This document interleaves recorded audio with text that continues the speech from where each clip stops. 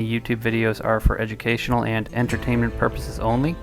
The views and opinions of advertisers, sponsors, and guests do not constitute those of WLRS Radio or constitute financial advice. We urge you to make the best financial decision that suits your needs. Conduct your own research and seek the advice of a licensed financial advisor when needed. Know that all investments involve some form of risk, and there is no guarantee that you will be successful with your investments. There is no guarantee that you won't experience significant loss when investing. Now, come take a ride with David, Dylan, and Austin into the Wild West that is cryptocurrency and DeFi. Which, like, you'll talk to a stock guy and they'll be like, that's the most ridiculous, degenerate thing. And you're like, you don't even know where I've been. It looks like a third grader got into Blender and made these NFTs. It's out of the way now. If there's any CEOs you want to tell them to fuck off or anything. Let me think. This week, no. Oh, welcome back to the weekly DeFi show on WLRS Crypto Radio. You got Dylan with his own joke. I haven't heard that yet. That's amazing. So wow. That's the first time we're like putting the intro live in front of the Twitch. That's but incredible. I'm here once again with Dylan. Austin's out this week dealing with some personal stuff. But we are joined this week by Veloce from Magik Finance. What's up? I have a bone to pick with the Google or the dictionary. When you're typing in Word, you type it in Word and you spell it wrong. Have you ever spelled necessary so wrongly that it doesn't know what you're trying to say? All the time. I can't spell necessary to save my life. What did it think you were saying? Anything but that. I don't know. It just won't even give him like any kind of like thoughts. It'll just say, yep, that's wrong. Sorry, we don't know what you're saying, but it ain't right. Try again. My phone auto-corrected the word get to Griffin earlier. I was like, how did it get to Griffin? Yeah. I got a new phone recently, and the autocorrect was like brutal on it. It was just so bad. Like even words that were correct, it was like, no, you couldn't mean that possibly. And so I was sending all kinds of weird texts to my wife.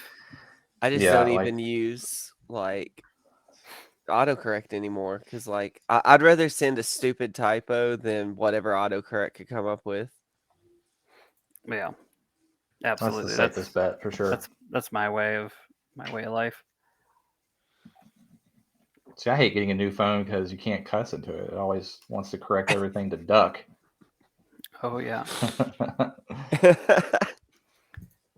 How you feeling, Dylan? You missed last week. You were out. I'm good. With the weakness. You don't sound great.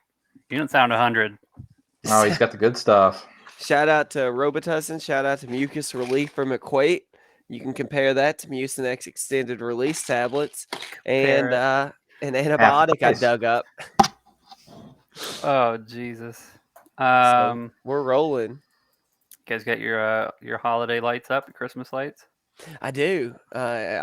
If I could switch over to my phone, I'd go outside and show you, but I think that would be a risk not worth taking because this is the smoothest we have ever had a pre-show into the real show. It's usually 30 minutes of setup, so I blame Austin for that. 100%. Yeah, I don't want to fuck this up. Yeah, it's because he's gone and I'm here. I mean, there's a correlation there. Correlation for sure. Gotta be. How you doing? Disco Chuck is in the chat. Love that motherfucker. Everybody. He is our resident super fan. Man loves us. We've given him no reason to like us, but he loves us. I know the content's not even good. He's here every week. How much did you guys pay him? That's what I'm saying. We don't talk about that. You're gonna need to see a warrant before we get to those details. Yeah, find that backroom deal. You ever tried to cook a half frozen steak? I would anticipate it doesn't go very well. Yeah, it doesn't. You can cook a full frozen one, I guess, and you can cook a full thawed one, but the 50-50 doesn't go that well. Yeah, because the inside you got to get to like $110 before you're in the good spot. But then all the edges go well over while that's getting up to 110 in the middle. Are you doing it in the grill or like in a skillet? The skillet, yeah. Yeah. The trick with we got the back to the meat talk again, but the trick with full frozen, I guess, is you just sear it and then you put it in the oven at like 275 to get it the rest of the way. See, I've never. No, I always just run. I'm a grill fan. I like to do it on the grill. Yeah, I'm a grill guy too. Actually, cast iron. Since my smoker's still not working, I used a cast iron the other night and made a steak, and it was incredible. I was very impressed. Who microwaves? Nice. Disco says someone microwaves. Microwaving a steak? I mean, that's a crime right there. I still want to try sous vide. You know what's a crime? Those like thin steaks that you get at the grocery store, the really thin ones. Like you look at them wrong and they're overcooked. You know. Yeah. Ain't nobody got time for that. Nobody. No. We got 2 show sponsors this week. I see him down there. Look at that. You've already got him. Look at that. Well, I've already booked like the second one, but we're finally rolling them out now. So yeah, before we jump into the games and the in-depth conversation regarding Grave Finance, let's talk about some sponsors. This week's content is brought to you by WarFi. Build a soldier NFT and let it accumulate rewards back to 1 BUSD with revenue from its P2E game ecosystem, or play the on-chain shooter game to earn tokens for each kill you earn. And a different way to invest with them is to purchase war bots. These are separate from the soldier NFTs. These earn and distribute rewards from trading bot investments. Those are available in limited quantities, and whitelist prices can be earned by investing in other parts of the WarFi ecosystem. You can read more for yourself at warfi.games. This show is also brought to you by Vinium Finance. Take control of your money and become your own bank with Vinium. Vinium is set to explode with an aggressive roadmap, making it a DeFi hub unlike any other similar lending and borrowing platforms by offering features such as NFT collateralized lending and borrowing, permissionless leverage yield farming, and revenue-generating services beyond simple lending interest and more. Unleash your capital at vinium.finance. And throughout the show, you'll see those little things in the corner with the websites as well. And Discord links for all sponsors are in the podcast show description. And if you would like to become a show sponsor, send us an email at WLRSradioinfo@gmail.com. And if you're an investor, be sure to bug your devs to become a show sponsor at the best CPM rates in crypto marketing. And I'm going to take a breath. You got it all out? That's impressive. Good Lord. Yeah. I was like inhaling more, but not really letting like enough air out. That's the hard part.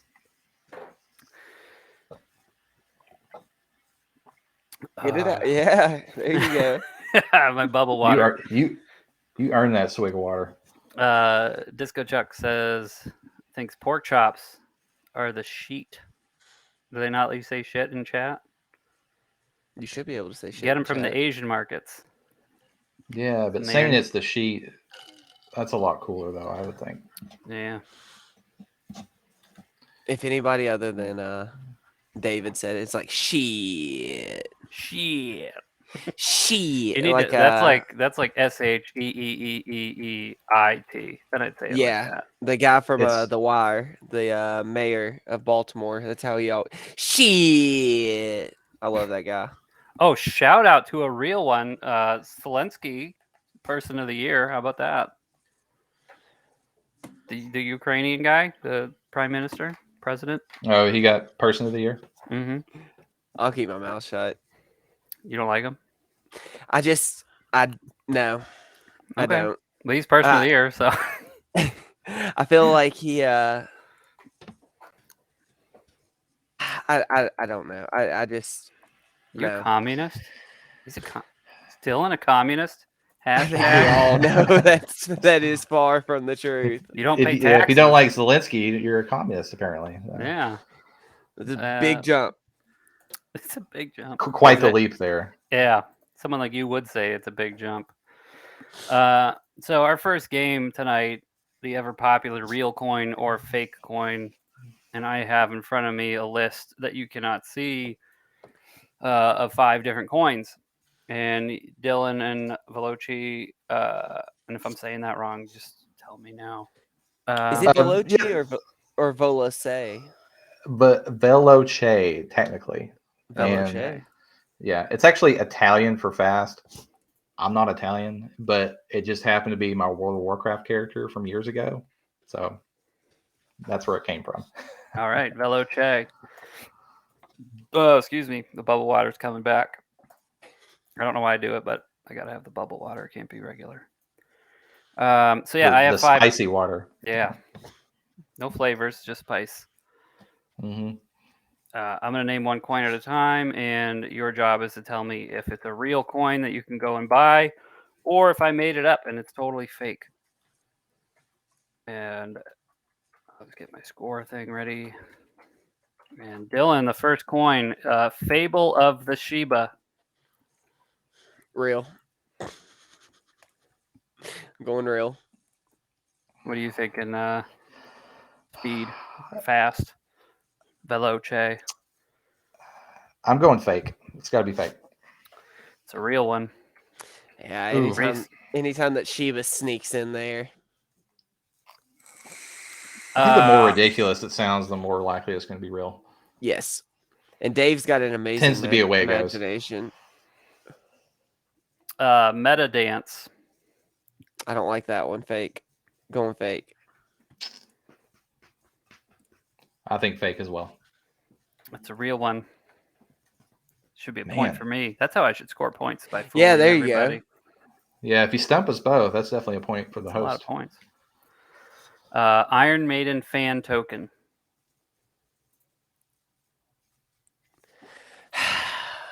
The last one was real. Go either way. Fake. Yeah. What was the last one? The last one was Metadance, and I'm not going to tell you if it was real or fake. Fuck. I'm going to say this one's fake. Real. That's a fake one. I made it up. I'm the biggest #1 Iron Maiden super fan, and I didn't make a token. Are you really? Yeah. You're a big Iron Maiden guy. I'm big on Bruce Dickinson. Love the Wow. dude. Yeah. You wouldn't be able to tell from my haircut or my attire. I'm making that token tonight. Let's do it. Let's do it. That's a good idea, actually. Getting a little Christmas spirit here. Immaculate Yield. That's real. Fake. It's a fake one. We're heading into finally a point for me. We're heading into the last token, and it's 2 for Dylan and 1 for Veloce. So it can either tie or Dylan can win. Dylan, have you won all of these? No, I missed one. Missed one. Wait, are you? Yeah, no, I've won every week I've played. Yeah. Yeah. This one, Harry Potter, Obama, Sonic 10, Inu. Real. That's got to be real. Real, and I'm gonna buy it right now. Wow. It is real, and it's an old one. It's from like a year ago. It was coming out. What's it called? Excuse me. Harry Potter, Obama, Sonic 10, Inu. I remember the Sonic Obama backpack. I remember that one too. Yeah, coming up on meme pages a while ago, so that makes sense. Disco, what was your score there? I didn't keep track for you. It's got. I know I saw him in chat though. Here he is. Where's the liquidity at? I'm sure it doesn't have much in liquidity. It's got about tree fitty and liquidity. I was gonna say, stop hating on Harry Potter, Obama, Sonic 10, Inu. Oh, all right. We are going to be hopping into the next game here, which is Guess the Price. And I think Twitch is set to roll some ads in the next minute and a half. So unless you're a sub, I think you're going to get some ads. But you probably come out on the other side of this Bitcoin guessing game. So Basically, this is just Price is Right. You have to guess the price of what Bitcoin will be next week. I think we're gonna try and do a show Monday, maybe. So I guess the price of what Bitcoin's going to be around Monday. And I'll run over the previous score here. And all the guests team up because obviously they don't play every week. Right now, Bitcoin's at 16,856. 16,856. I'm gonna say Bitcoin will be. Hold on, Dylan. Slow your roll. Eager beaver there. Yeah. I had You I had the number in my head. I was ready to go. You already had it mathed out. No, but Owen was right. We got to make sure that it's fair and that the person who was closest goes last, and vice versa. And I have to figure out who got. I got the points. I said 16,501, and it's 16,856. Dylan, I did the $1 thing on you. You did me dirty. Mm-hmm. So that means I will go first, and then the guests. Then you.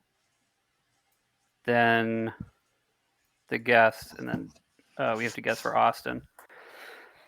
So I'm gonna say, boo. What am I gonna say? I don't have a plan for this. I'm gonna go 17,200. I won't go until I'm told. So I'm thinking. Is it my turn or is it Dylan's? It's Dylan's turn. Can I go now? You can go. May I go? Yeah, you can go. Thank you, Dave. All you. 15,900. 15,900, Bob. I'm bearish. Let's go 15,300. 15,300. You want Austin the Perma Bear to go $1? Or what do you think? I mean, yeah. Not here, so we can say anything. Yep, $1, Bob. The guest won 1 week because we put Austin was out again, and we put $1 for him, and then the guest said $2, and they ended up winning. But It's with that, strategy. yeah, Disco, did it work? Did the ads not show up? Flex. I guess it worked. I guess he can still hear us, maybe. Grave Finance. So why don't you introduce everybody to Grave Finance? We have a diverse group of listeners who might not be aware of all that is Grave Finance.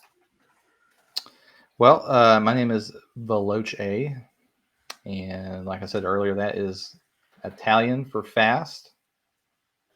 But I'm not Italian. It's just the name of my World of Warcraft character I picked years ago, and it just stuck. So Grave Finance is a tomb fork that I entered around the tomb fork hype era, early 2022, around February or so.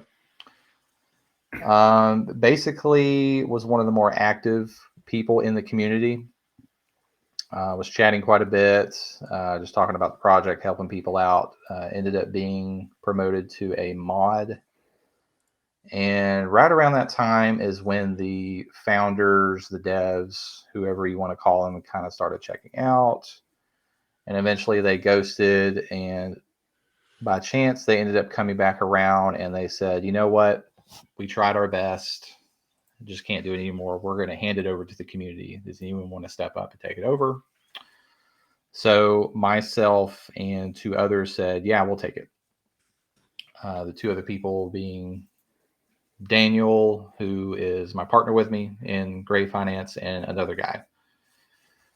Long story short, that guy is no longer around, not with the project. And there was actually some interesting drama there that actually LHB helped sort out in March.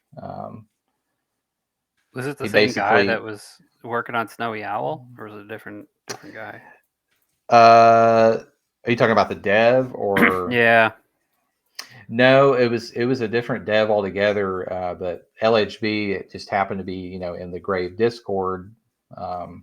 just kind of viewing what was going on, and he realized that this other guy was not really on the up and up, that was trying to take over the project with me. So LHB actually did an impromptu AMA in the Grave Finance Discord. We all got on and talked and basically had a community vote. And I got most of the votes and decided, all right, well, let's take it over. Let's make something happen here. That's Long a tough story road. short, yeah, it was pretty difficult, and I was in, LHB was kind of in the same situation in Snowy Owl, where, the dev kind of stepped away, disappeared, and he said, hey, I'll take it over. And, that process of getting back in touch with the dev or the owner and trying to get them hand over stuff, it's painfully difficult. Yeah, I think it would be painfully difficult in the real world, and then, not that this isn't the real world, but when you like put that layer of like anonymity, got that first try, it becomes a real challenge.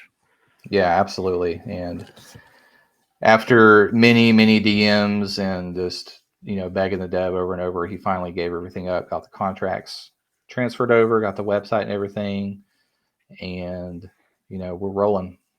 We ended up pegging a couple of times after that, and had some success with that. But as with any traditional tomb fork, if you're just a tomb fork, there's only so much gas in the tank for that project before people move on. It goes below peg, and there's nothing else to do with it. So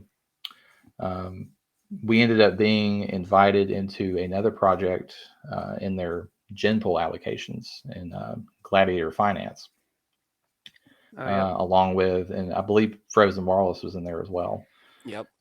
Grape and a couple others.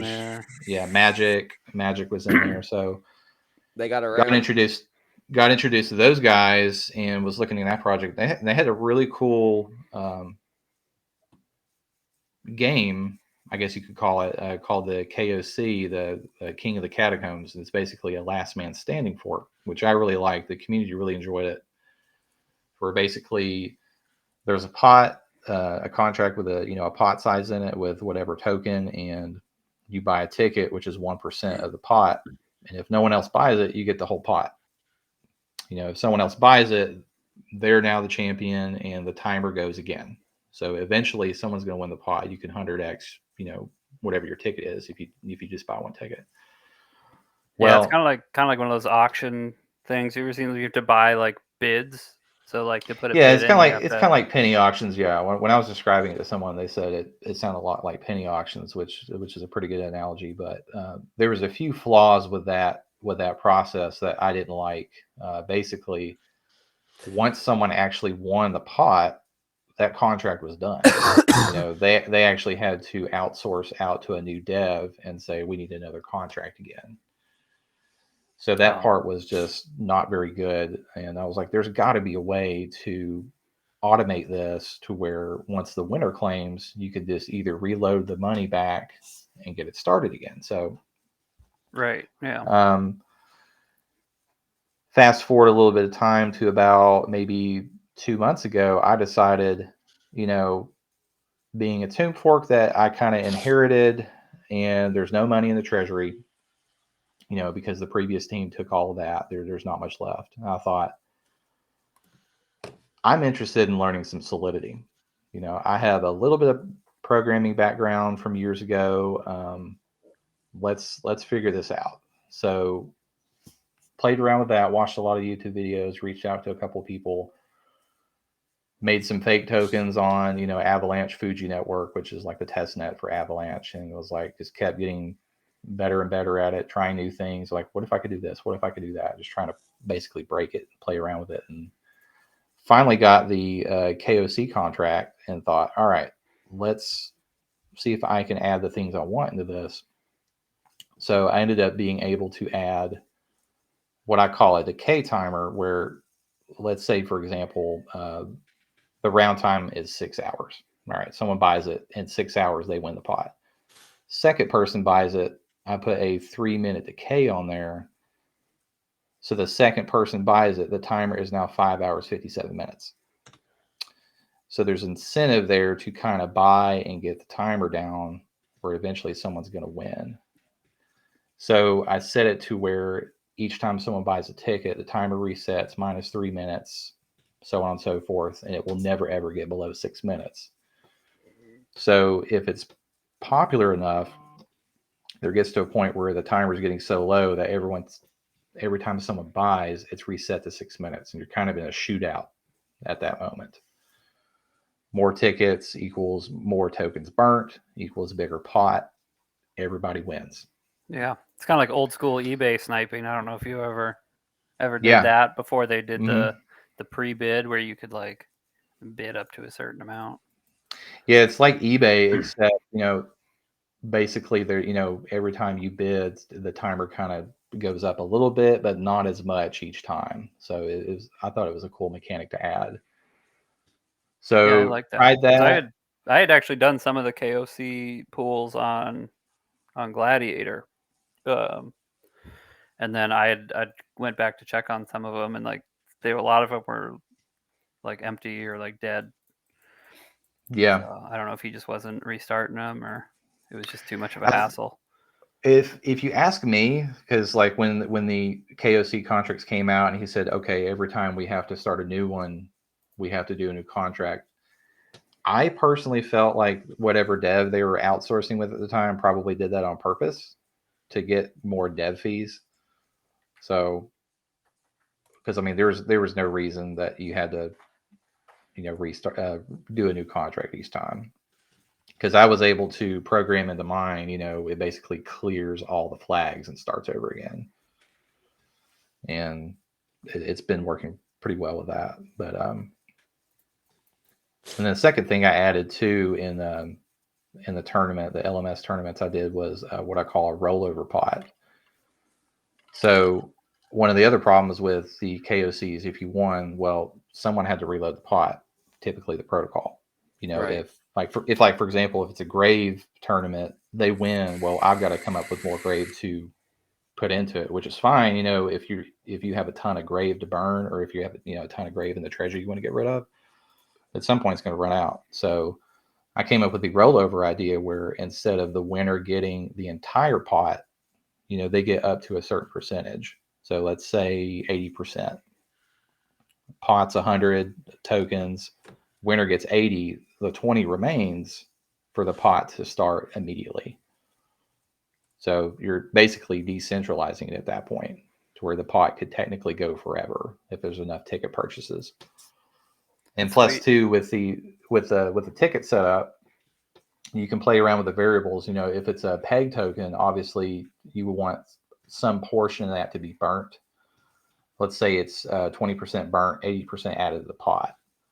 So if there's enough ticket purchases, you could theoretically, even though the pot is restarting with 20% of whatever the final pot is, it could technically loop forever if there's enough ticket purchases, if the math adds out. So, I mean, with mine, I could play around with it to the fact, if it's not as popular in the beginning, I could set that rollover percentage to a lower. That way, when the pot resets, it stays a pretty decent size. But once it gets more popular, I can get it closer to 100%. Wow, it sounds like you built a lot more stuff than what the original person was doing, for sure. Yeah, A whole lot more. Like a lot. That's yeah, what I think there's in the space. There's so much competition to be the first one out there offering some kind of unique thing or service that not everybody goes through fully ideating out what the potential issues or improvements would be, before 100%. going live. Yeah. And even with the KOC, I mean, that's not the first, the very first one to do it is it's called Last Man Standing. And it was on a game called Wolf Food Game. I don't know if anybody was in that. That was kind of an older, it's an older P2E game. Sheep game. Yeah. Kind of. Yeah. And, it's the concept has been around a long time, but like I said, I don't think anyone because I was like, I love the game, but I was like, man, when the pot ends, like the whole process of waiting, reloading the pot and getting the new contracts ready, it's kind of killed the momentum. And I was like, there's got to be a better way for this. And Yeah, there's so many impatient people out there. They're not going to want to wait even a week. You know, no, like if you just re-roll they new won't. ones on Friday, like they want it right now. Yep, exactly. And the other thing that I implemented was because we have 2 tournaments going currently. So in Grave Finance, we actually have two layers. There's Grave Finance and Zombie Finance. So currently we have a tournament for Zombie Finance and an AVAX, an Avalanche tournament. And I thought of a cool idea to where a portion of the Avalanche ticket, so you're paying Avalanche to compete for more Avalanche, a portion of that ticket goes to the Zombie tournament. So in addition to winning a potential pile of Zombie, you're getting some basically revenue sharing from the AVAX ticket purchases. So whoever wins the Zombie pot gets however much AVAX is in the Zombie pot as well.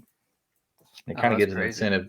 Yeah, it kind of gives an incentive to not only participate in the AVAX pot, but even if somebody's not really that interested in Grave or Zombie or whatever token, everyone wants Avalanche, everyone wants USDC. Right.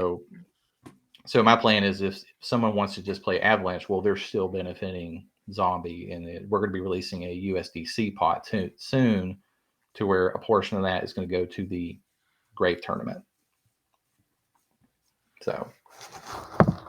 Yeah, I know. Like Disco Chuck says here in chat, like the bots were a big issue too with some of those games. Like, have you done stuff to sort of mitigate like bots or? We haven't done anything on my side in terms of bots. It's fairly fresh and new. We haven't seen any kind of bot activity on it yet. I am toying around with the idea of, if you're participating in some of the tournaments, you get a token back. So, like for example, I've been playing around with the idea of an infect token, to where if you buy a ticket in a tournament, you get that many infect tokens back. Well, the infect token is not worth anything, but it could be used as a entry ticket into other tournaments. So you have to have that. Exactly. You have to have it in your wallet to participate in, some of the more premium tournaments. Whereas a bot is far less likely to have that in their wallet. It's not a token you can purchase. Right, or someone would have to go in and reset it up to.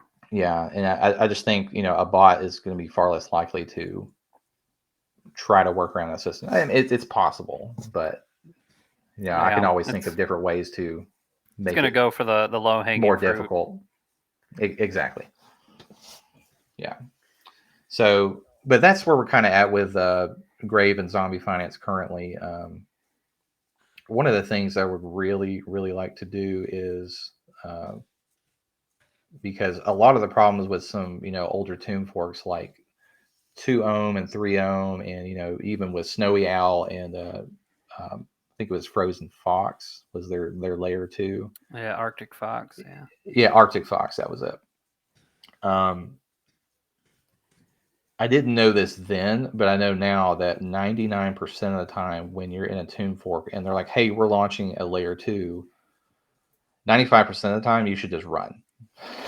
I mean, to be perfectly honest, that means they're like, "Oh, we need to do a gen pool too to get some more money out of people." Basically, is how that goes 99% of the time.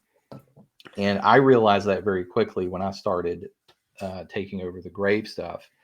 Is when we got Grave and Zombie. Grave had emissions for 180 days, so 6 months. When Zombie came out, it was only going for 60 days. And I think Arctic Fox was kind of in a similar situation where it was like 60 days, 60 boom, and then 30. Yeah, 60 days and boom, share is done. It's parabolic and in the dirt. So what we ended up doing is another thing that I think is pretty unique to the tune fork scene is, in most situations, I even, toyed around with this idea with you, Dave, when I had you do the logo for a different project, is we were like, well, emissions are done. The only thing we can do is start another project. Yeah. And that's when I came up with the idea of Werewolf Finance. This was around July, August. And I thought something just didn't sit right with me. I felt like this is not the right thing to do. And I thought there's got to be a way to save this. So what I ended up doing is I redid the first thing I did with Solidity, even before the Last Man Standing fork, was I reforked our share reward contracts. So what I did was I negotiated a deal with the two biggest whales in the projects between Grave and Zombie, and extracted as many shares from them through an OTC deal with G share for the Grave token and Z share for Zombie. And I got 18,000 G share and 18,000 Z share, and redeployed it into new share reward contracts that emit over 2 years. So our share emissions actually go until August 2024 now. August is when we started that 2 year emissions. Nice. So because one of the reasons I didn't want to go through with just relaunching with Werewolf is I didn't have any ideas at the time of that would differentiate us from all the other forks. Right. The only thing I could do it was just so saturated. There were so many forks. Yeah, you could have set the table for the Last Supper. Yeah, and I was like, if I launch a vanilla Tomb fork in this economy, it's just not going to go anywhere, and that's a disservice to my community. That's a disservice to anyone that's been with me for the past few months. So I thought the best thing I could do is at least try to let's reset the timer here. Well, let's go back to the beginning and fix these two mistakes of having 180 days and 60-day emissions. Let's reboot this. So with 2 years, that gives me some time to really think about some strategies here about what's going to be long-term instead of short-term. So, the price is pretty low right now, but I'm not bothered by it. I've got plenty of time to keep building. I've got plenty of time to keep innovating and keep, getting some partners on board and trying some new things, because, we're here to stay. Yeah. And then price wise, there's not too much stuff really taken off price wise at the moment. So, right. No, it's not like you're missing the boat on anything. No. And two, we're pegged to AVAX, 0.1 AVAX. But in a bear market, as low as AVAX is right now, I know we're all AVAX maxis here. It's going to go back up. Love some AVAX. I mean, I saw an interesting stat the other day. It said, the top of AVAX was, the $140, $150 mark. There are 3 times as many transactions now on AVAX right now than there was last year at the top of the price. Yeah, and that's that part alone. With Time Wonderland, all those transactions. Yeah. So, I mean, that stat alone to me is, is it going to go 150? Who knows? But it definitely ain't staying in the teens forever. So being exposed, having it pegged like that to a volatile asset is a good thing at this point, We're all going to be rewarded. Because we have to. We have to. These bear markets, we have to. We've all put too much fucking effort into it, man. Like, you're building, the people that are still here building. Yeah, how many opportunities have you had to just take everybody's money and say fuck it?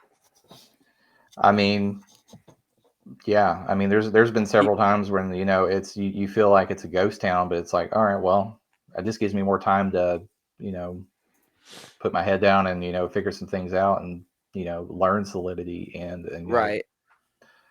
Oh, and I learned how to do the website as well. I was like, our web guy was kind of doing it, for free in the beginning. I did give him some share tokens and stuff. I was like, you know what, we're broke. We don't have a treasury. So if you're invested in this, your best thing is if you can help me out here is a better website is, going to help your share tokens. It's going to help your peg tokens. So, but, eventually he said, I'm going to have to be paid. So I was like, you know what? I'll figure this out. You hit him with the classic exposure, the exposure bag. Yeah, I can pay you an exposure. Yeah. But, even the tournament stuff on the webpage, I figured out how to, get it on the webpage, how to get a webpage to call a smart contract and you return the variables. And, it was a bitch, but, I saw it through. So Are you like self-teaching yourself Solidity, like YouTube guides and shit? yeah, Solidity. So 95% of my Solidity I've been doing is through YouTube. I started out with Remix, just the web browser. Right. But I've actually been doing a few things on, locally with like Hard Hat and Ganache, where you can actually build basically a private local blockchain to test things on instead of having to like deploy things to the test net and stuff. So what a freaking world we live in nowadays, where you can go learn a new skill on the internet, like on YouTube, with videos. Yeah, and I had some serious imposter syndrome in the beginning. I was like, especially when I did that share reward contract at the beginning, I was like, yeah, that's some there's no shit. way. Yeah, I was like, I just made a thing that's going to pay people over the next 2 years. Crazy. But you did it. Yeah. Pushed through. I figured it out. Yeah. Because I think it took me like, I was really struggling with how to get the buy button to work on the tournament on the website, where you click buy and it actually does a transaction through MetaMask. I think I spent like 6 hours just on that one button just to get it to actually come up and call the smart contract correctly. But there was definitely some cheering when I figured it out. Yeah, I remember I was trying to learn HTML and CSS in like freshman year of college, maybe even before that a little bit, but like I got some books on it and it was like just nothing made sense. Or JavaScript too was a bit nuts for me. It was like, this is an instance and this is a variable, and I'm like, yeah, but what is that? And they're like, it's a variable, it could be anything. I'm like, yeah, but how do I use it? It's like, it's a variable, like, explain it. Please. Yeah, it's so hard unless you see an example of it. And I looked at so many contracts, and that's the beauty of the blockchain is all this stuff is public, the verified contracts and everything, and you can just pull it in to Remix, switch your MetaMask to the testnet and get a bunch of free tokens for gas, and you can play around. Right. Don't tell the IRS that.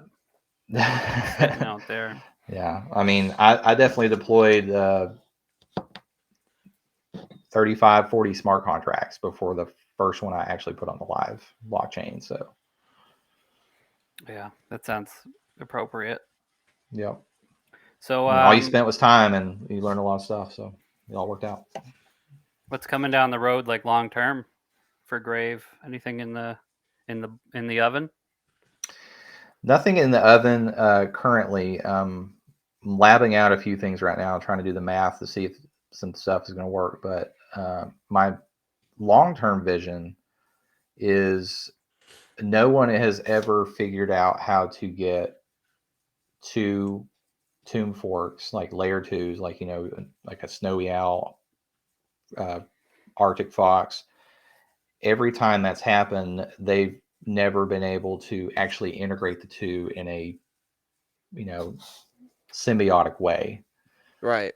Every time a new fork comes out, the other one, the new one does well and the old one fails, and they just they both end up failing. So I'm trying to figure out a way to where there's a reason to have a Grave and a Zombie Finance. So my long-term goal is to integrate some sort of either just a Web3 game or an NFT based game, to where, because Grave and Zombie work really well together in terms of a theme. And I really liked because I played World of Warcraft a lot, but I really enjoyed the games that came out on the Warlords of Draenei expansion, to where you actually built a base in World of Warcraft, and you actually had some people in your base, and they actually had jobs to do. So they would do fetch quests, they would go battle and stuff like that. So you would send them on these quests, and depending on how difficult the quest it is how many hours later you needed to check back on it. So, for example, let's say with Grave, you have these Grave spawners, for example, that are going to do certain things. And after several many hours, they've now spawned X amount of zombies. And you need Grave tokens to, build your Graves. And then you need zombie tokens to get your zombies spawned. So I think a game around that kind of thing would be really cool. That would actually give some sense to why do you have two different forks? Well, you need Grave to have zombie, and you need zombie to have Grave. There's a reason that they both exist and intertwine with each other. Unity's the way to go. Because you always it's true. I like Unity. I've looked at it. Yeah, that's the way to build it. Like jumping back to with Arctic and Snowy and I'm sure you ran into this with Grave and Zombie, and I think we had some of this with Narwhal and Walrus. Your community gets sort of split on which peg to defend. Yeah. So you have people end up selling their Walrus to buy Narwhal, and it's no, and they're like, no, just buy this, and everyone's arguing in the community. Yeah. And you hate that dreaded question, because when I first took over, it was a lot so are we buying Zombie or are we buying Grave? And I'm like, I can't answer that. Right, both. Both, yes. So and I've toyed around with the idea, especially in the beginning. Why don't we just focus on one, just close the other, tell people, sorry you lost. But I was like, I don't know, because there's got to be a way to figure this out. Good way to lose half the people.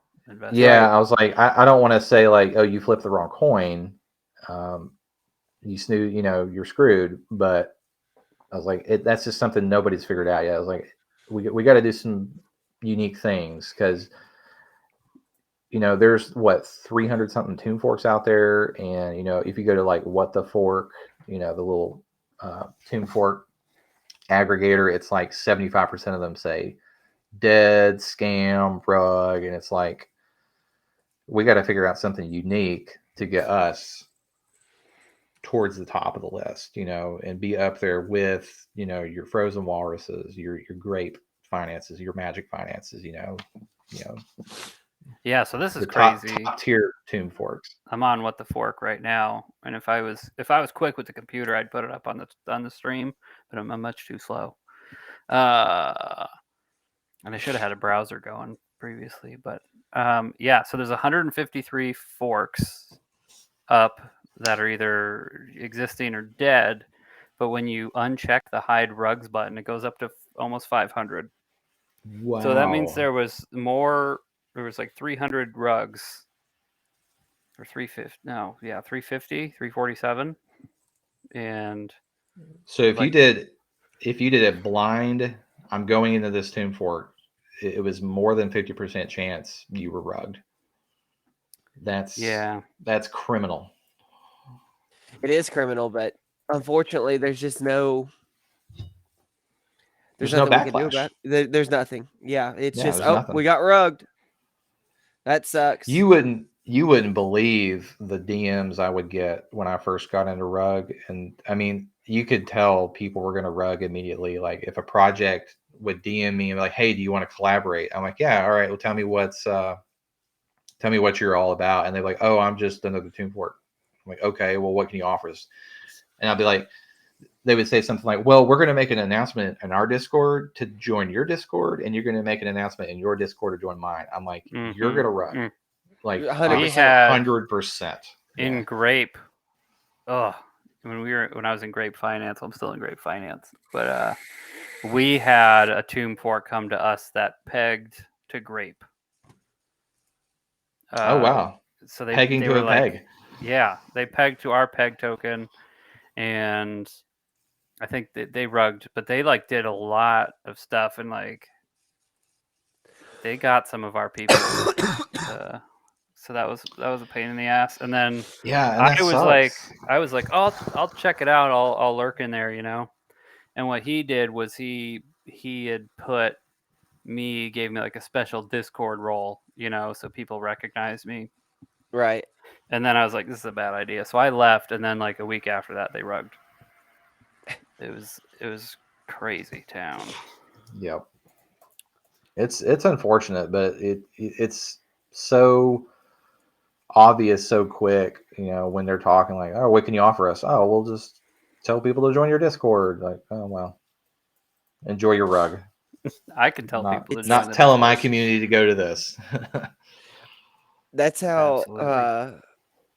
Lame Hillbilly, he had an extensive vetting process. If we partnered with anybody, if we talked, there was a conversation, an interview. I mean, he wasn't gonna advertise anybody's Discord that he hadn't personally spoke with. And if you weren't willing to like come on video chat with him or at least tell him your name, like, he wasn't gonna talk to you about it.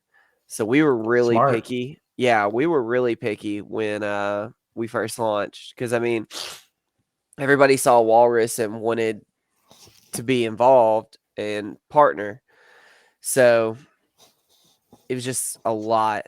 But I mean, on the flip side of that, you can be less trusting when there's no partnership involved. You can make partnerships with friend protocols if there's no like, oh, we're going to give you 100 walrus to join here. Or, you can just say, Yeah. hey, this is a buddy's Discord. We haven't done any research. We're helping them out. Here you go. Yep. Yeah, and that actually reminds me, because Grave was actually the reason I got into it. Was I was in a Time Wonderland fork called Midas on Avalanche, Oh and yeah, they Midas pivoted DAO, right? Yeah. Midas DAO. So they pivoted away from the rebase model and did nodes. Well, this is my opinion, but around the time they made the nodes, they said, hey, we're partnering with Grave Finance. It's a buddy of ours. He's all doxed. Everything's on the up and up. So I joined Grave, and did that. And then what we realized is one of the gen pools options was Throne, which was the token for Midas DAO. And at the time, everyone had their thrones locked up in nodes. Well, you could take them out of your nodes, but there was a large penalty. So in my opinion, I think they got somebody to make Grave to convince people to do the withdrawal penalty so they could gen farm and Grave. But, I think the timing, I think the timing there definitely led to that. But, and it sucks because Midas was a really big protocol. And kind of after that whole thing happened and the team left Grave, like, Midas kind of basically said, oh, well, Grave didn't work out. We're not helping them out anymore. So that sucks. But, I think at the time I thought like, oh no, Grave is dead if we don't have Midas, because they're the big players. But I realized that we were way better off without them. So, Right. Yeah, they were season hopping, it sounds like, because that was the season immediately after. Oh, worse than that, DAO. after the nodes, they completely rebranded to something called Blitz and redid that. And then that wasn't going well either. So they're like, what's the newest thing? Let's do a miner. So they did a BNB miner. And I was like, oh my God, like, it's some end game bullshit right there. Yeah. And I they ended have up turning that off, and now they're doing something else, and it's a mess. So Yeah, that's fucked up. Yeah. The miner thing lasted about, I did try a miner once, but I realized very quickly this is definitely a Ponzi. Right. Yeah. 100%.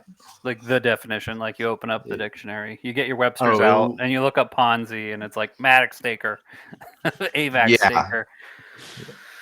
It was Gross is what it was. I remember a buddy I was working with at the time. He told me, he's like, "You got to get into Matic Staker," and I had nothing on Polygon at the time. He's like, "I'm getting like, 25% a day. It's way better than Tomb Forks." I'm like, I don't know about that. I don't know. Tomb Forks have their own problems, but 25% a day coming out of nowhere. Mm-hmm. Yeah, it's all based on how many people come after you. Yeah, especially if there's a thing that has like ref fees and stuff. I'm always a little referral sketch. fees are no bueno. Do not follow referral fees. This is not financial advice, but do not follow referral fees.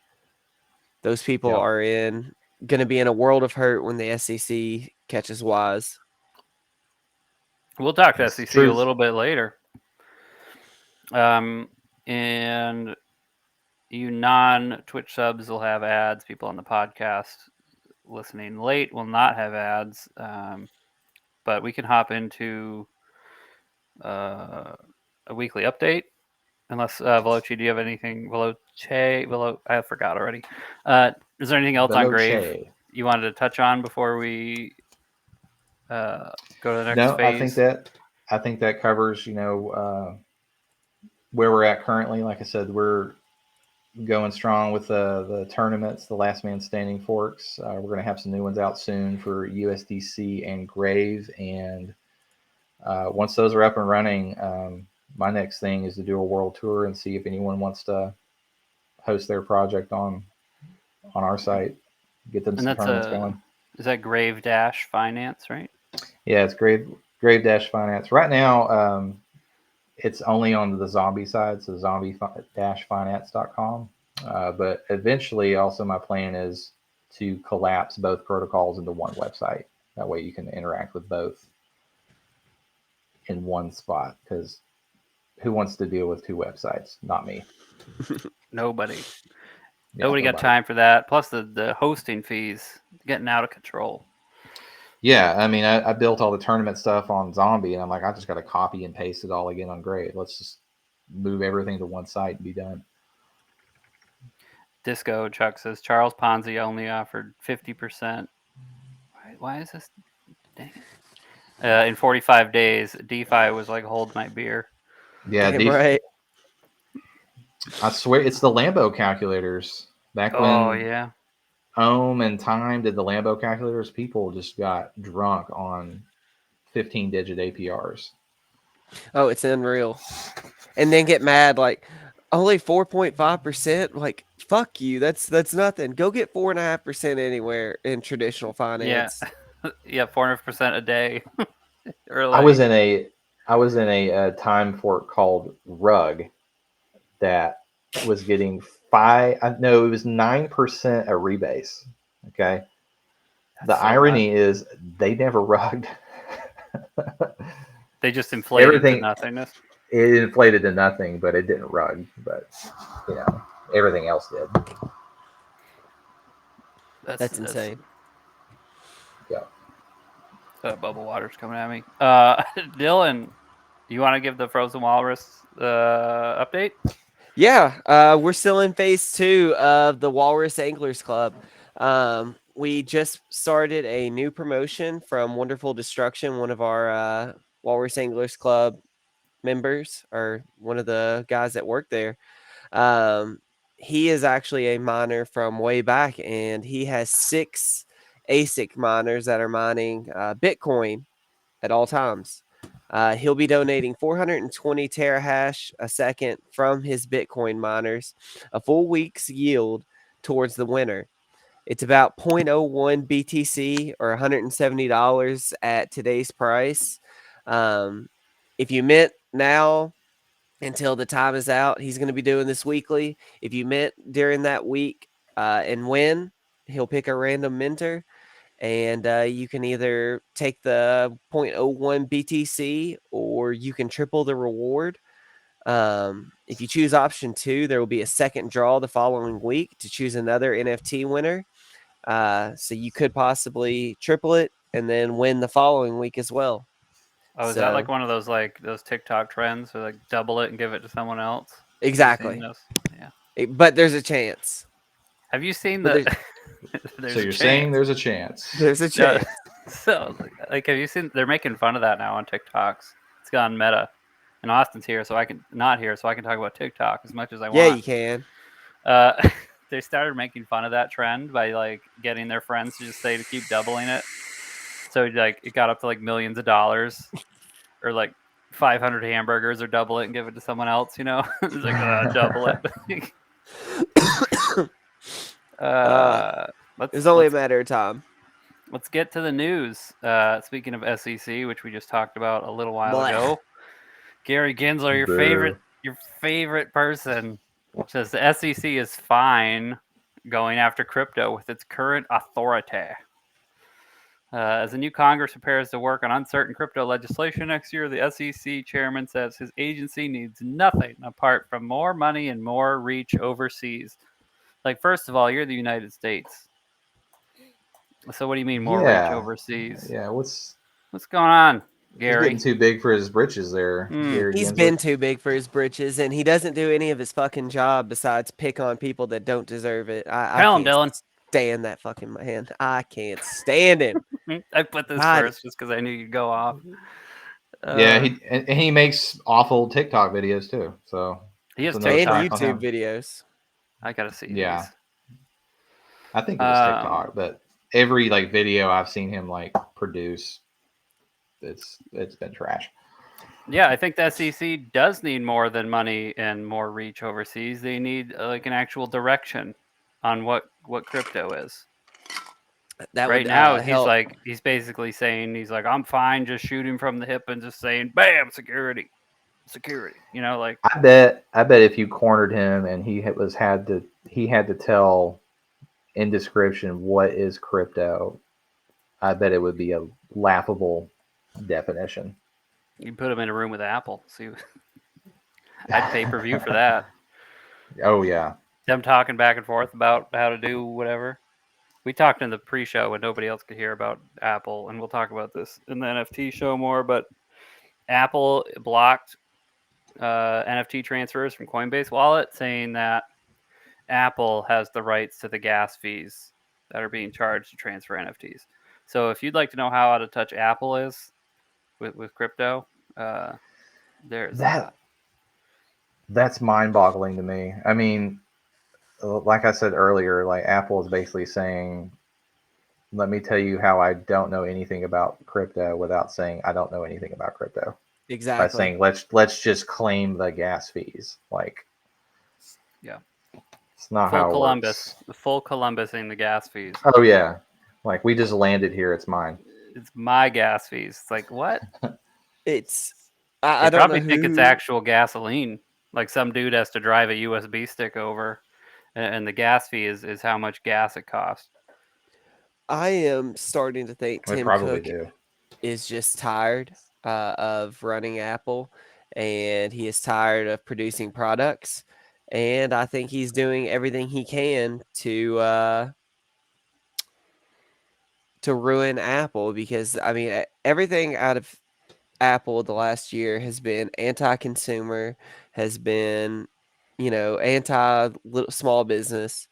What were we talking about the last time? It was 30% of NFT royalties on the marketplace. I mean, who does he think he is? Yeah, apps in the App Store will be able to sell NFTs, which is probably why they're going after Coinbase Wallet. Right. But they want, from the App Store NFTs, they want 30% royalties. That's before any like creator royalties or protocol royalties or artist royalties or anything like that. That's like 30% right off your profit. Oh, that's never going to work. And I think Apple knows that, to be honest. I think this is just to get the whole thing out into the news. Yes. And then to try something, because it's just 100% wholly unsustainable. Like that's just never going to work. I mean, even the 30% on like, app transactions and stuff is a little steep, but yeah. And I think it turns out that that's their standard fee for any like transaction with apps is like they take 30%. So like they must have made a killing on Candy Crush. 100% they did. You hear about all those people like spent their life savings on extra Candy Crush lives. I remember Pokemon Go, people were buying like the potions and the Pokeballs like crazy. Like they had to be making bank on that. Fuck, I still play Pokemon Go. I was gonna pull it up, but Do you do microtransactions? no, hell no, not on that game anymore. Pokemon gets enough of my fucking money. Well, apparently Apple was getting it. Pokemon wasn't. That is true. So I guess, and this is my chance to get a bit spicy. Attackers are using Telegram to target with wealthy crypto funds. So basically, like, once again, hackers, or not hackers, but I guess they are. They're technically hacking. But they're sending out files in Telegram chats, and people are downloading them and getting their shit stolen. CZ tweeted about it. He said, "Don't download files. Compromised friends may send weaponized Excel files with the name exchange fee comparison XLS, contains malicious code, backdoors, blah, blah, blah. There goes your money." I hate Telegram. I hate Telegram so much. I do too. There's no need for that to exist. Yeah, I hate the way, because, you know, I do talk to a few people on Telegram, and I'm in a few groups in there, but it's just noise. There's no organization. It's like a Discord with only general chat. It's miserable. What's that scene? That scene in Anchorman, you know, where they're all shouting, and then Steve Carell goes like, "I don't know what we're yelling about." Like it's exactly like that. And then like there's also like people can add you to groups. Like you don't go into them, people just add you to them. And I understand like there's probably a setting, but why is that a thing? Like why does some rando need to add me to their scam group? It's so bad in Telegram that they know it, because when you get invited to a new group, the banner at the top says you can report this as spam and leave. So like Telegram is admitting they know this is a problem, and all they're doing is saying, "Oh, there's a little button at the top if you just want to leave the groups you were, you know, spam joined, basically." But yeah, but it's got nice stickers though. I'll give them that. Do they? Are they better than my emojis and wars? And some of the bots and stuff in Telegram I like. I feel like they're a little bit more intuitive than, you know, some of the Discord bots. Mm-hmm. But other than that, it's hard to sift through the noise. Yeah, and to wrap up this shit sandwich, Telegram sucks. Stop using Fuck you, Telegram. Agreed. Here. See what I did there? Because normally you're supposed to do the compliment sandwich, where you do a compliment, a criticism, and then a compliment, you know? But we did the shit, the compliments, and then ended with the shit, so that people know that Telegram is in fact shit. You got to bite through the good stuff, or the bad stuff, to get to the good stuff. That's right. And it's a 2-to-1 ratio of good to bad, or bad to good. The Sushi Swap getting a little hot water with their treasury. Their chief financial person says that the DEX only has 1.5 years of treasury runway left. And the CEO, Jared Gray, "We made the reduction possible by renegotiating infrastructure contracts, scaling back underperforming or superfluous dependencies, and instituting a budget freeze on non-critical personnel and infrastructure." Basically, Sushi Swap's like running out of tokens. That's the gist of it. Yeah, the first thing I think, like, hearing something like that is like, who has used Sushi Swap in the last year? Not me. Yeah, right. I mean, I don't know what their quote unquote treasury needs are. You know, I mean, it's basically a fork of Uniswap. It's not doing anything unique or different compared to something like, you know, Trader Joe, or, you know, what you guys are trying to do with Glacier. I mean, once the contracts are done on Sushi Swap, you know, what else are they trying to innovate? You know, I could be totally wrong there. No, I mean, it's nothing crazy. I mean, it's just another DEX, but a lot of people, they like, for me, Trader Joe was my first DEX. So guess where I do most of my trades? Trader Joe. Trader Joe. So it's just one of those things. Sushi Swap was popular there for a minute, and then it became a lot of people's only DEX. And if it's not on Sushi Swap, I doubt they tried too hard outside of. For me, I mean, I'm not like, you know, I'm in crypto every day, but I also have my habits, you know. Oh, for sure. Yeah, I stuck on Pancake Swap for a long time because that was my Yeah. first DEX. Exactly. I was like, oh, I can't buy it on Pancake. I don't know what to do. So like I just didn't. Uniswap was mine in summer of 2020, and that was the wild, wild west. I mean, you could there was a point to where you could buy a hot dog token, and someone on Twitter was talking about it, and it was just going Lambo for no reason. I mean, you could just hop in and out of whatever new at the time and hop out and get minimum 50%. It was nasty. But at the same time, like 9 out of 10 were rugs, so it was just literally Russian roulette on what tokens were coming out that day. You lose 9 and break even on the 10th. Hey, as long as it 10x, right? You know, then you're doing all right. Money's a flat circle in crypto, I swear to God. Because even Abraham there, right? He lost his money.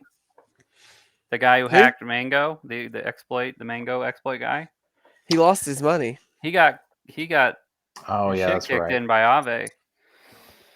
I'll see if I can find it. You talk about what your favorite dinner is or something. I had Mexican today. I had tacos yesterday. We had nachos. Nice. Yeah, homemade nachos. It was really good. I usually go for a burrito. I opted for a steak chimichanga. I have no regrets. Some of it's upstairs still. It was a lot of food. The chimichanga is the way to go. Yeah, it was delicious. Yeah. All right. No more burrito talk. Chimichanga talk. I found it. Mango Exploiters funds got liquidated after using 20 million of borrowed Curve tokens. So basically, they found his thing and they were able to do some market manipulation to get his position liquidated. That guy is one of the most arrogant people in the crypto space. Like, yeah, he threatened Aave right before. He was like, Ave's got a weakness and I'm gonna come after it. And there's just something about his smile too, and his profile picture is just sinister. Well, yeah, and then you exploit, 30 million away from Mango, and then dox yourself, like something. Yeah, he thought he was stuff. hot shit. Yeah. Mm-hmm. So I'm glad the karma's coming back. Karma always gonna get you. Mm-hmm. No, not all the time, but when it does, man, it feels good. There's a lot of people that rugged out there that need karma, and there's a lot of people that help steal money from people that, could use some bad karma their way. But and that's happening a lot. Like some of these scammers and stuff were so happy with the FTX stuff. They're like, hey, here's a guy who was worse than me. So get the attention off of me now. Like, some of these really nasty YouTube shillers and stuff were just getting rich off ref fees and, dumping on retail and stuff. And like, oh, look, SBF. Mm-hmm. He's the real criminal. It makes it all, right. And he is, better. But, it's like, oh, I'm bad, but this guy's worse. So that cancels me out. And that's their way of thinking. And that's not true. That's not how it works. It don't work like that, homie. Absolutely not. Vitalik came out recently talking about how he's excited for Ethereum's future. He said that money, blockchain identities, DeFi, decentral DAOs, and hybrid applications are the top developments he's excited about in the Ethereum ecosystem. He didn't mention anything about the V2 changeover, though, huh? I fucking hate Vitalik. Yeah. Is that a bad opinion? I don't know. I mean, it's your opinion. I don't really have a strong opinion one way or another. I guess you could kind of call him the father of DeFi, I guess. You know, the smart contracts and stuff, but yes. In terms of like day-to-day like direction and business at Ethereum, I think he's a blip on the radar. I mean, the real people out there, you know, quote unquote, working on Ethereum and stuff are the people, you know, cranking out the smart contracts and, you know, leading communities and stuff. But I mean, yeah, I mean, there was no mention of the V2 swap, you know, going from proof of work to proof of stake. You know, you would think he would still be talking about that, but it's almost like it happened and nobody talked about it. He was like, oh, okay, well, let's just move on. Like, I think he is hyper intelligent, and his work in DeFi, like you said, is second to none. I just think I don't like him. I just don't like the guy. well, and there's people like you know, Andre Cronje on like Phantom, you know, crazy good developer and stuff. It just there's certain types of people, in my opinion, that are just don't do good with the public. They're not good speakers. They're not good communicators, and you know, that stuff shows with people like Vitalik and stuff. Right. Yes. Yeah, and I think it's like they're so focused on Sergey with Link. You know, he sucks at speaking. Every time I've watched him talk, it puts me to sleep. But yeah, you got to have some people on the stage to help get your message across with some fanfare. Disco Chuck said he's got a dick on him, so I assume he's talking about the Vitalik picture where he's like half chubbed. I don't know if you guys seen that or not. I have not seen that. I'm not Googling it either. The sporting a chubby picture. Yeah. So I mean, when you're hung like that, you don't really have to talk well. You know. You know what? Some of that could be because he's like 80 pounds. Also true. Like the Pete Davidson. A strong wind could take him out. You know. The Pete Davidson look, man. That's what the girls are going for. All right. So, this is for you, Dylan. Vitalik and Gary Gensler are in a room, and you got to pick, you know, one to fight. You know, who do you hate more? Who's got to die? Gensler, 100%. Yeah. I'm going. No, I'm not going to talk about what I'm going to do to him because I'm pretty sure that's a felony. But it's like live. You trying to trap me? Open threats in front of one other person in Disco Chuck. But I will not cut that. Throw one haymaker, be done with it. One. Yeah, I would 100%. There's not a lot of people that I could take. Yeah, there's not a lot of people that I could take in a fight, like guaranteed. But Gary looks like one of them. I think if you just raise your voice, Gary would just kind of shrivel up. Yeah, hit you with one of those. Cower in the corner. Oh yeah, just do the yeah, puff your chest out real quick. Yeah, he'll be done. Vitalik's probably taking some kind of crazy ancient Chinese taekwondo or something. You know, he's one of those guys. He probably wouldn't even blink. He's probably like Mark Zuckerberg, who like never blinks, like when he's on camera. It's real freaky. We're gonna have to do some kind of crypto celebrity fight club. I'd watch that.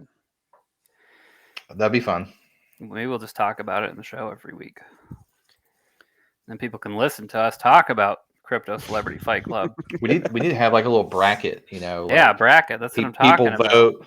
People vote, you know, and have like betting. You know, SBF versus you know, Avram Eisenberg or whatever, and just get the votes and see who makes it to the end of the final match. Oh man, do you remember Celebrity Deathmatch on MTV? 100%. Yes, like the claymation and stuff. Yeah. Yes. That's what we need. Someone needs to do that. I'll tell LB. I know he's got tons of dev money floating around. I'll be like, LB, listen, I got an idea. We're gonna pay a claymation studio to make a bunch of celebrity deathmatch crypto videos, and I can make it an AI. Oh, and then turn it into a betting site. You can bet on who's gonna win. Yeah, and then you just have the liquid odds, just like Vegas, you know, where if more people bet on one, then the odds go up on the other side. Yeah, keep the sides 50-50 and take like a 10% juice or whatever for the house. Everyone wins. This is DeFi though, so we take 90% break. And in case you're wondering, this is how protocols are made. right here. This is where the innovation happens on WLRS Radio. Oh, I've already got the smart contract written. It's ready to deploy. It's done. Let's do it. And what's the Copy Iron and Maiden paste. fan token? That's what the protocol's called. Iron Maiden fan token Sonic Inu Doge Obama. Oh, yeah, get the Throw Obama. Obama in there. Yeah. There's been 2 presidents too, so you need Trump and Biden. True. Obama, Trump, Biden. Anyway, You got to throw in like a president that was never elected in there too, like what's the Hamilton? Ralph He didn't Nader, like run. Ralph Nader or something like that. John Kerry. Like, oh, remember that guy? Man, if crypto was around when John Kerry was in his heyday, that would have been been good fun. times. What's the man. other? What's the guy from Utah? The Mormon. Oh, Mitt Romney? Mitt yeah, Romney. Romney. Yeah, Mitt Romney. that would have been. You that know, would've been a good one. did you hear about the dog on his car? On. Oh, didn't he Yeah. like strap it to the hood or something on a he road went on- trip? He went on a road trip and he put his dog in a crate, like strapped to the roof of his car.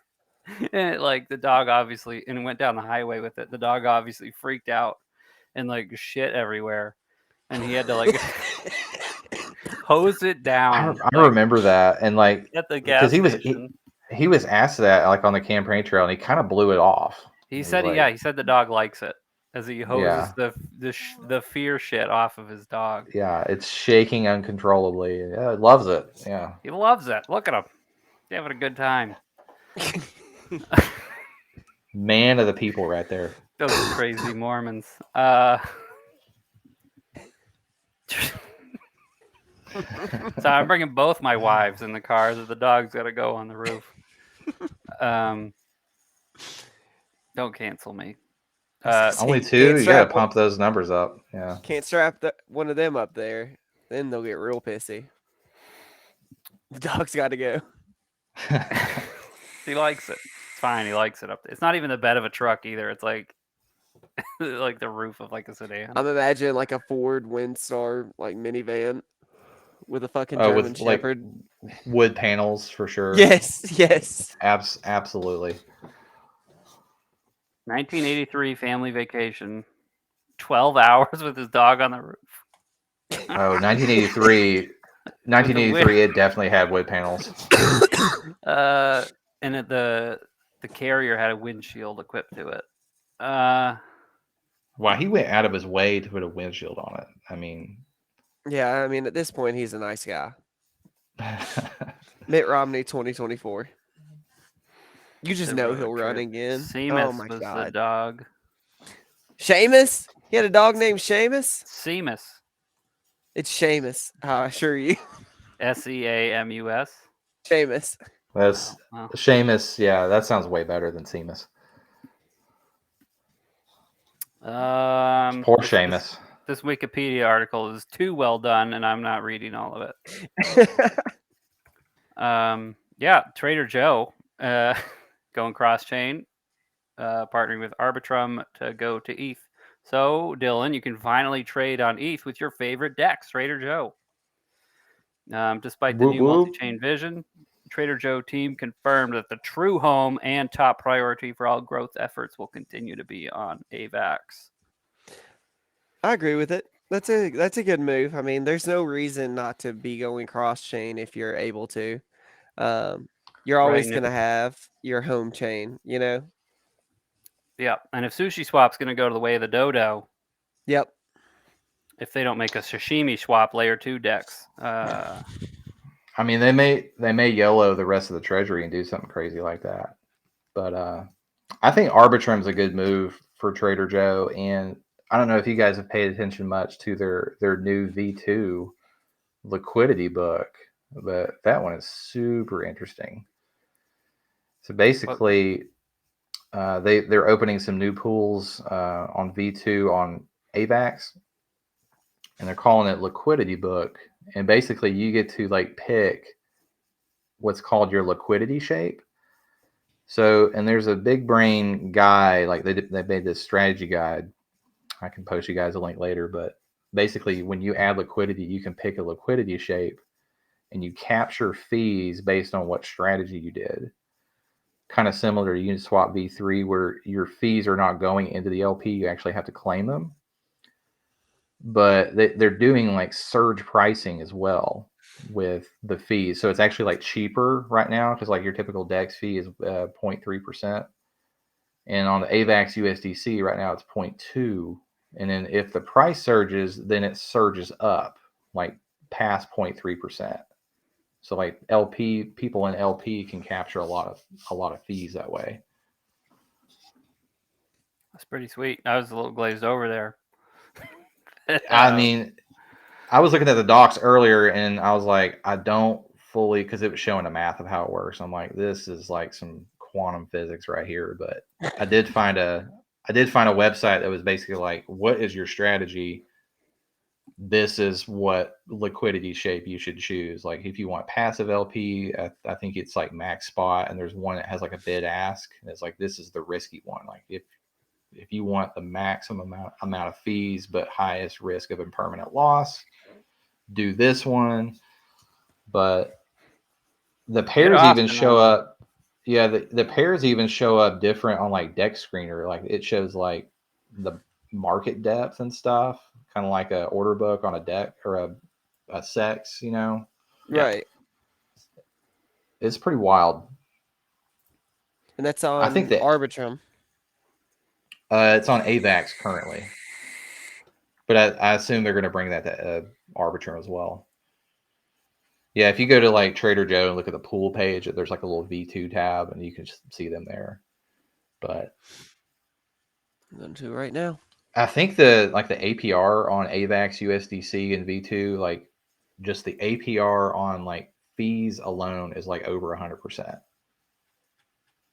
It's like you're not farming reward tokens or anything. Like you're just getting fees from the AVAX USDC swaps, and that's over 100% APR, which is wild. That's a lot, yeah. Just from staking AVAX crazy. On Trader Joe?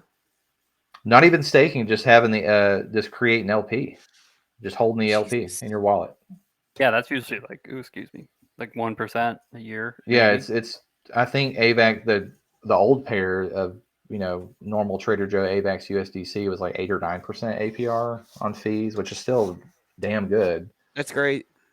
But even like triple digit, just holding LP, and I want to say they're going to start like Joe farms for the V2 thing soon. So. Yeah, the AVAX USDC is already at 80. Play there. It's already at 80%. Yeah, I think it's only like a week old. It's kind of a quiet launch, to be honest. I haven't heard a lot of people. I asked in a few Discords, like, has anyone checked out Trader Joe V2 yet? And like crickets. So I did make a small amount of LP just to kind of watch like what it does, because it's kind of wild. Like you get to pick your liquidity shape, and hell, the BTCB USDC is at 33% APR. That's crazy, and on a BTC pair. I mean, yeah. And you get to manually claim your fees too, which is that part's kind of a fork of UniV3, because I've never provided liquidity for UniV3, but I think that's how that works. We have to like manually claim your fees. Yeah, so you go to the pool pay. I got it up. I bit the bullet and shared my browser tab. Hour and a half in. I did what I was supposed to do an hour and a half ago. Welcome. Yeah, there it is. APR 80%. AVAX Yusta. Imagine having Trader Joe up on fucking light mode. Dave, put your shit in dark. Light mode versus dark mode says a lot about a man. No, it should be dark mode. You my psychopath. You know what it is? Because I don't do a lot of trading on my desktop. I do it mostly on my phone, which is dark mode. I mean, that almost triple digit APR on just the LP pair. I mean, unbelievable. 5,000 fees and 2.5 million volume, and you're getting 80%. Let's see the low volume ones here. BUSD USDC, 20K in volume. Oh, there's like no liquidity now. 30%. Yeah, some of the like stable to stable LP pairs are not super high, but there's also no risk. So are they they're directly competing with Vector at this point then? Yes. Because that's where I was farming. Mm-hmm. So there's no farms for these currently, but I think one of the co-founders, I think Murloc, one of the Trader Joe founders, was kind of hinted at doing some V2 Joe farms, like, getting some Joe coin to farm it. But at the same time, they were also saying, Joe's 90% minted out, only 10% remaining. So Of the Joe token? Yeah. I didn't realize that. So if you think Trader Joe's going someplace, especially with going to Arbitrum, could be a good value play. Yeah. Accumulation play for sure. Well, good for them. Not financial advice. Of course, that's why we had that two-minute intro where we talk about how important it is to not listen to us financially, and then we say fuck CEOs. And there's one about meat prices, $9 million meat heist. We have a good intro. It was a great intro. Meat's getting expensive. That's what we talked about for 4 weeks straight. Yeah, it's getting and now expensive. You're bringing me back in. How is meat where you're at? Like, what I was saying this earlier. I think it was in the Frozen Walrus Discord. I was like, the price of chicken wings has come down. I mean, they publicly said this. Price of chicken wings has come down to pre-pandemic levels. But is anyone lowering the price of chicken wings? Nope. Mm-hmm. No, chicken wings are fucking expensive. They're like the most expensive thing on any menu. The only thing that has come down to pre-pandemic levels is a family-sized bag of Doritos. And that's the Dave's Doritos. Oh, you gotta have that. $4.99. But what flavor Doritos? What flavor nacho. Doritos? The nacho. Jeez. Oh yeah, absolutely. I like spicy nacho better. Not a spicy person. I know you're not. Well, you know what? I like to eat a lot of Doritos. So, like, I like spicy, but I don't want it all the time. They used to have these salsa Doritos that were... Those were fire. The jam. Those were awesome. I have to try those. Follow eggs. I don't think they make them anymore. Eggs are nuts. Eggs are crazy right now. Eggs are what comes out of a chicken's butt, not nuts. Thanks. Yeah. Clip that one. That's a good one. All right. What was this? 1 hour 32. Right. So yeah, Trader Joe V2. Check it out. It's pretty cool. Yeah, but back to this egg thing. A dozen eggs is like $4.99 where I'm at. And if you want the 18 pack, you want to save a little money, like buy bulk. 18 pack was $7.99 at my local grocery store. Fucking forget about it. It's crazy. My son plows through peanut butter sandwiches, and the bread is killing us. Like, I guarantee it. It used to be $2.99 for the bread he likes, and it's gone up to $4.99 a loaf. God, outrageous! You know what bread I had for the first time recently was Dave's Killer bread. That's good stuff. That's like really good bread. Their bagels are awesome too. I probably won't eat another type of bread. If you like bagels, check out the Dave Killer bread bagels. Super good. I'm gonna get them right when I'm done with this diet. What the hell is that, Dylan, that you posted in the crypto chat with Mitt Romney? It's Mitt Romney with Seamus in a Ford Windstar. Oh my God. Anyway. Oh, that's epic right there. Hold on, let me see. Hold on. And it almost doesn't look like Mitt Romney, but you can't help but think like him. Hold on. You can't help but think it is Mitt Romney. You know it's Mitt Romney. Hold on. Did that work? Did we get it on the... Yeah, we did. It looks like Mitt Romney, like somebody wearing a Mitt Romney mask. Like a Halloween mask, like they're robbing a bank or something. Poor Seamus, man. This is one of the few images of Seamus inside the van instead of on top. You know what's going to happen? You know what's going to happen is like some young person is going to figure out like this happened to this dog 40 years ago, and they're going to be on Reddit and be like, today I learned Mitt Romney put a dog on top of a car, and like it's going to be front page news again. Well, this is how I didn't even know about it. I forgot about it. Well, now you know again. We've gone pretty far off the rails. Let's get the dog back inside the car. Let's talk about Phantom, which wants to cut token burn rate by 75% to fund DApp rewards program. So Phantom, which has been on a tear lately, is looking to add an affiliate program for DApp developers by giving them some of the network fees that were previously burned. To fund this venture, the community proposed slashing the FTM token burn rate from 20% to 5%.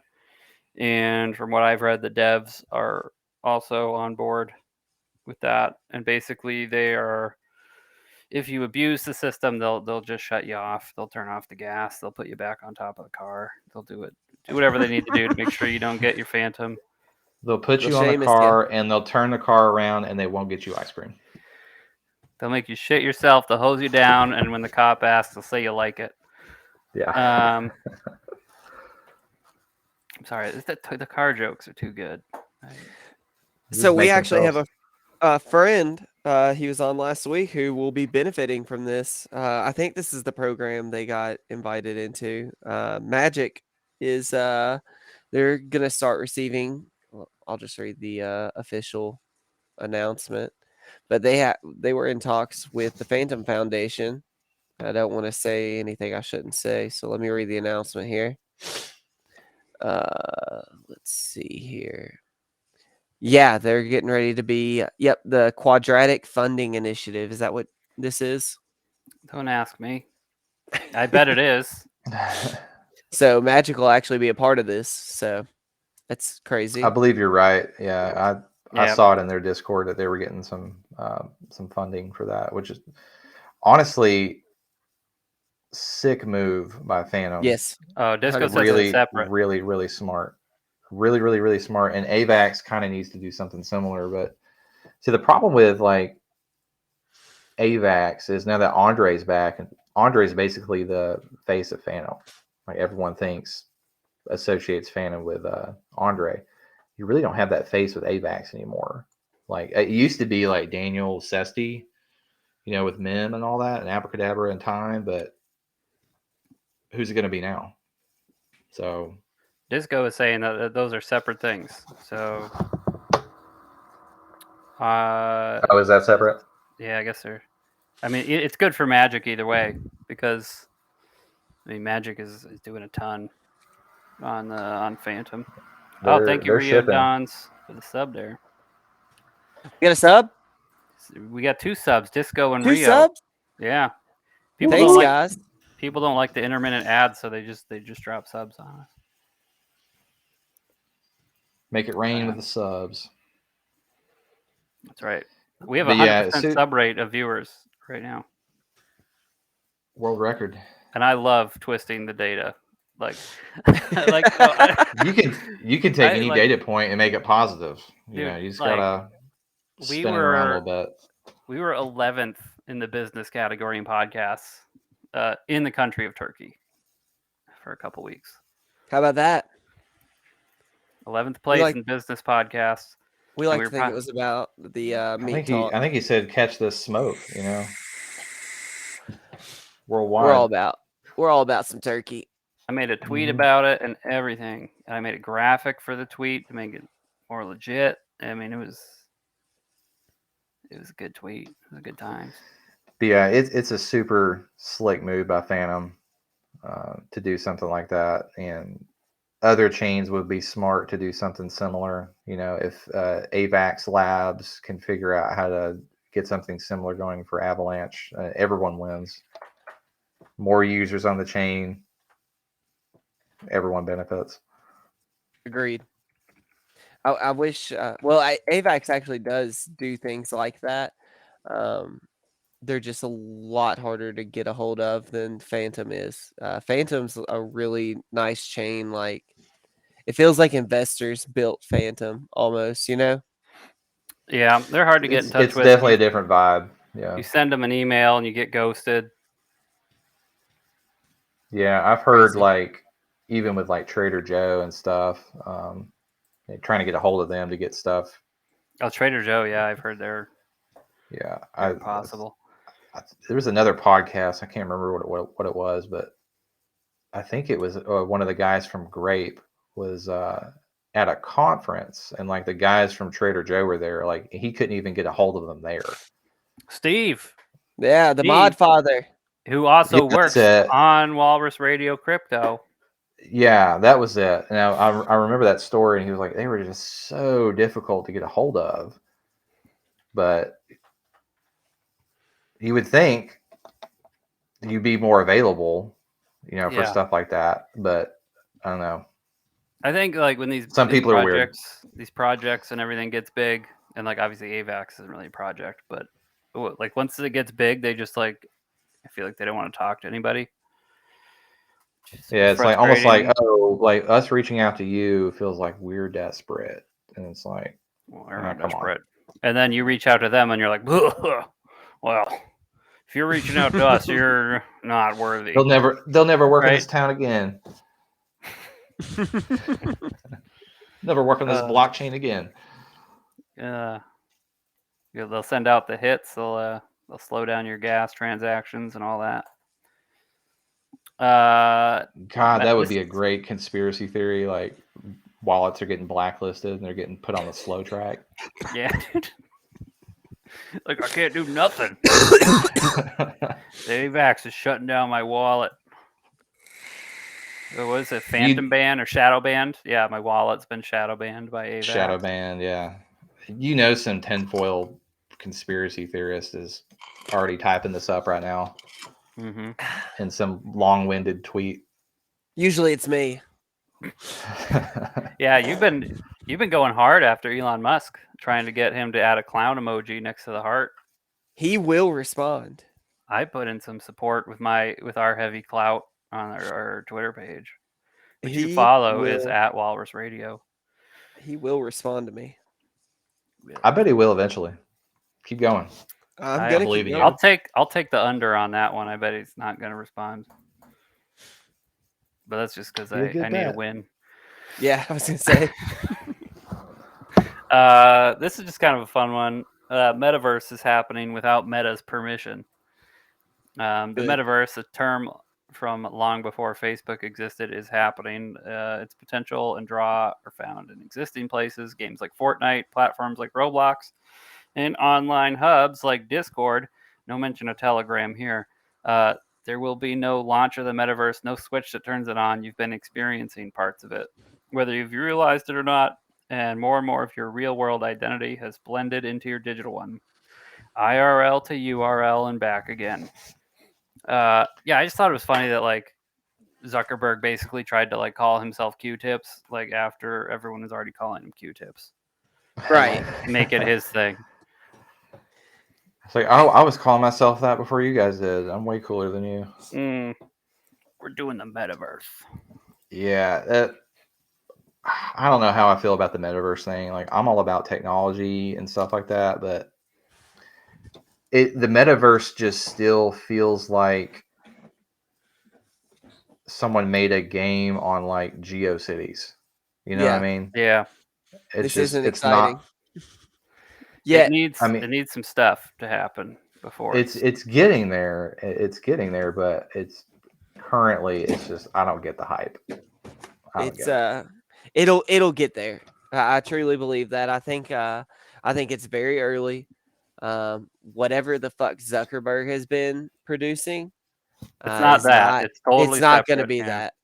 No. It's going to be something like RuneScape or World of Warcraft that goes full VR, something we're already familiar with, something that we can actually dive into, something we've only we've already interacted with that we can dive into and be a part of.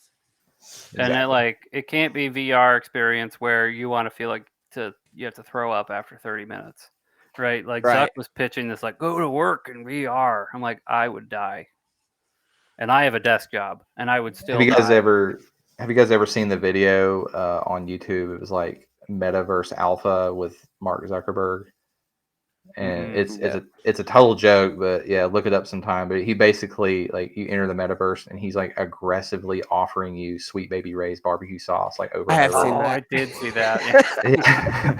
If you don't accept it, you die. Oh my god, it's so good. Your VR headset shocks you. Yeah, it just explodes. It's over. I'm a little sad that Google Glass never took off. Me too, man. That was. I cool thought as that fuck. was cool as fuck.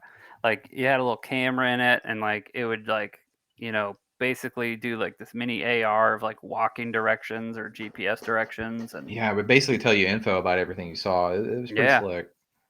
why? And it actually looked cool too. It wasn't like this overbearing apparatus. It just looked like some sleek glasses. Yeah. But yeah, Google's really bad about killing off good stuff. Yeah. Yes. They're Well, really bad augmented about reality. I think we'll do more augmented reality before we do more virtual reality. I think augmented reality will be the meta, so to speak, for a long time.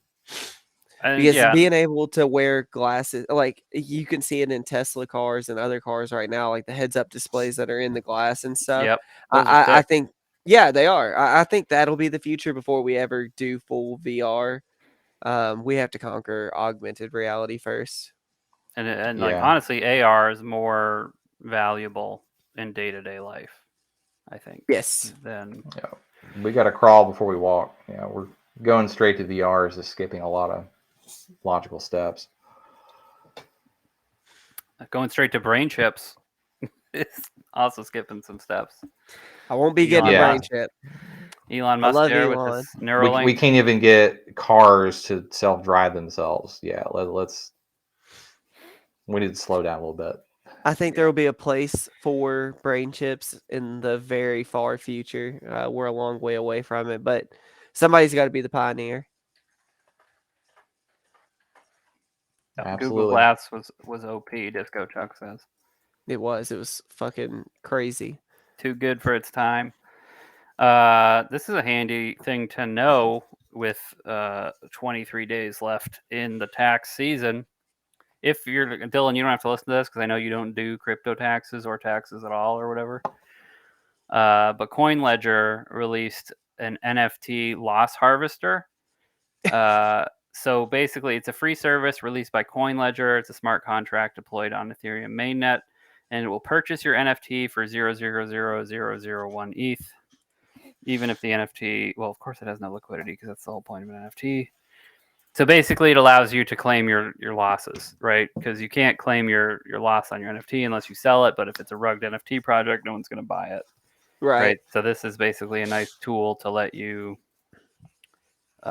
claim your capital losses on your NFTs. That is very nice. I actually have CoinLedger from, I think that's what I have from Coinbase. One of those services. I have Coin Tracker is what I use. That's what I have. Okay. Well, that's very cool, CoinLedger. I might have to look into that and transfer. All my NFTs are prime as fuck. They're all worth it. No, like, can you imagine though if any of these like NFTs, like someone, some people are gonna be claiming losses on NFTs that end up being worth something. Oh yeah. Oh, 100%. And CoinLedger's like, they're like, oh man, I'm just gonna claim my loss on my ape. I've got a massive wallet of shame in my hidden list on OpenSea. It's Can you tweet nasty. some of your OpenSea shame? I don't know. I'd like to see. Let me look here. There's some bad ones. They're pretty bad. I got some rock game rocks. What else do I got? I got some universe planets. Oh yeah, I got a Universes. I got a universe. Everyone's got a universe. Yeah, and I thought that was a really, really cool project. It was. Everybody says that it was the coolest project. It was fun, dude. It was great. Oh, I have a buddy, Frank, who is not into crypto at all, and he hates crypto. I mean, he doesn't hate it, but like, he basically, he doesn't do crypto. It's not for him. And like, I made him get a wallet, like I had him set up with it, and I sent him a planet. So his one and only NFT that he's ever owned is that stupid rugged universe planet. Oh man. So all right, I burned all my. I've got a. It's called, the collection is called Fast Food Baby Punks. What was the utility there? It trying to flip it for more money. Yeah, it's just a pixelated little baby looking thing with a McDonald's hat. That's it. And I paid, what did I pay for this? Paid too much. Oh, let's see, 0.04 ETH, which is not horrible, but it's more than 0, so it was a bad decision. Is your sound sounding weird to anyone else? Veloce? I'm that sounding sound good. all choppy to you? There he goes. Now he's back. I'm good. Okay, I'm back. Cool. What? Good? Okay. I even tried to sell it for a full news. Just load it up, see what happens. Yeah, let's go for the moon here and just go back down to 0. Yeah. Well, get on the NFT loss harvester is the name of the tool, and you can. I'll have to check that out. In before December 31st. You do have to do it. I think. Yeah. There was a Jesse Eckel video. He was talking about it. You have to obviously get all your capital losses claimed in by before the new year. Yeah, no mailbag this week. Let us down. Let us down. And there was no Twitter contest this week because I've been slacking. So yeah, maybe we'll give an NFT away to the Grave Finance people, and I will DM you some kind of way to set that up. We would enjoy that. Thank you. And yeah, special thank you for coming out. I mean, it was last minute. We had one guest basically go to the Phantom Network on us, ghosted me, and you popped in. I think 4 hours before we were going to record. So said, I was jump glad. on. We didn't even give him a time. He was ready to go. I was like, hell yeah! What time are we doing this? So yeah, I appreciate the invite. Yep. I enjoyed it. Of course, man. Thank you for coming on at short notice. Yeah, we'll be sure to have you back at some point. Probably gonna do some kind of pre-holiday Christmas show where we just have a bunch of people come in and we shoot the shit. And yeah, cool. I'll be there. And be sure to tune in later this week for the weekly macro show. And you can send show and special guest ideas to WLRSradioinfo@gmail.com. And if you'd like to purchase ad space or sponsor a show, you can send inquiries to WLRSradioinfo@gmail.com. And with that, we are, excuse me, the bubble water, out of here. Thank you, everybody. Thanks, guys. Have a good night.